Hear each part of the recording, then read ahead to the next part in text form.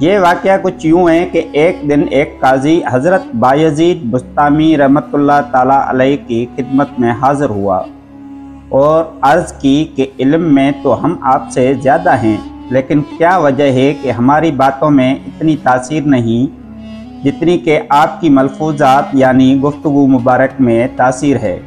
حضرت بایزید بسطامی رحمۃ اللہ تعالیٰ علیہ نے اسے فرمایا کہ چند اخروٹ برتن میں رکھ کر اپنی گردن میں لٹکاؤ اور بازار کے چکر لگاتے ہوئے اعلان کرتے جاؤ، جو مجھے تھپڑ مارے گا یہ اخروٹ اسے دے دوں گا۔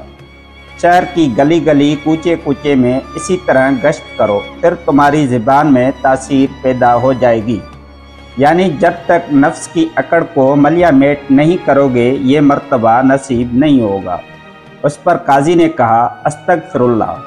حضرت بایزید بسطامی رحمۃ اللہ تعالیٰ علیہ نے فرمایا، یہ دوسرا گناہ تجھ سے سرزد ہوا ہے، اس لیے کہ میں تجھے وہ بات بتا رہا ہوں جس سے تیرے نفس کی روینت یعنی اکڑ گھمنڈ دفع ہو اور تو اس پر استغفار پڑھتا ہے۔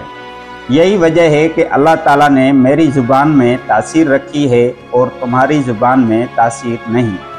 جب تک آپ اپنے نفس کی خواہشاتوں پر عمل کرتے رہیں گے آپ کی زبان پر تاثیر ممکن نہیں۔